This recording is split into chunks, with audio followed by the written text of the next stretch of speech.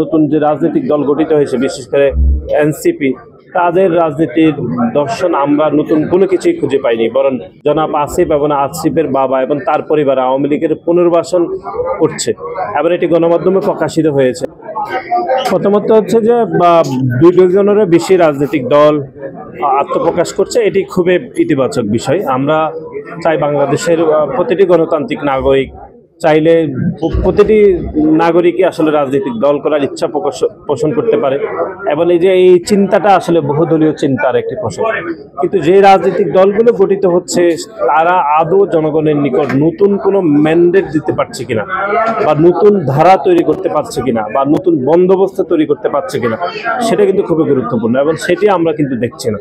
সুতরাং নতুন রাজনৈতিক দল গঠন যেরকম আমরা ইতিবাচকভাবে দেখছি, কিন্তু নতুন রাজনৈতিক দলের দর্শন বা নতুন রাজনৈতিক দলের ফিলোসফি বা তারা পুরাতন রাজনৈতিক দল থেকে যে আদৌ আলাদা কিনা বা আলাদা হচ্ছে কিনা, এটি কিন্তু খুব সংশয় রয়েছে। এবং অনেকে বলছেন যে কোনো কিছুই নতুনত্ব দেখছে না। বিশেষ করে আমরা নতুন যে রাজনৈতিক দল গঠিত হয়েছে বিশেষ করে এনসিপি, তাদের রাজনীতির দর্শন আমরা নতুন কোনো কিছুই খুঁজে পাইনি, বরং পুরাতন রাজনৈতিক দলগুলোর সমালোচনা করে নতুন রাজনৈতিক দল যে ভুলগুলো করছে সেগুলোকে একদম জাস্টিফাই করার প্রবণতা আপনি খেয়াল করে দেখবেন। আপনি যদি তাদের ভুল ধরিয়ে দিতে চাইবেন তখন তারা বলবে যে ওই পুরাতন দলগুলো তো এই করছে সেই করছে, তাহলে তারা তো শুধরে যাচ্ছে না। সুতরাং এটি তো নতুনত্ব কিছু হচ্ছে না, এটি একটা বিষয়। কিন্তু আমরা মনে করছি যে রাজনৈতিক দল গঠিত হচ্ছে এটি খুবই একটা ইতিবাচক বিষয়। এটি বহুদলীয় গণতন্ত্রের দ্বারা আমরা যারা বাংলাদেশি জাতীয়তাবাদ বিশ্বাস করি, আমরা শহীদ প্রেসিডেন্ট জিয়াউর রহমানের আদর্শকে আমরা ধারণ করি, সেই জায়গা থেকে আমরা মনে করছি এটি একটি ইতিবাচক ঘটনা।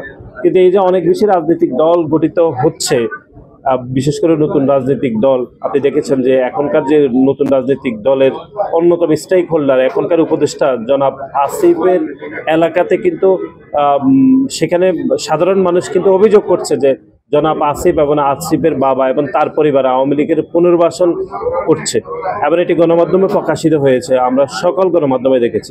সুতরাং এদের নতুন রাজনৈতিক দল গঠিত হওয়ার কারণে যারা পেশিবাদ তৈরি করেছিল তারা হয়তো সাময়িক সময়ের জন্য একটা আশ্রয় খুঁজে এই রাজনৈতিক দলগুলোকে দিয়ে তারা পেশিবাদকে জিয়ে রাখতে পারে।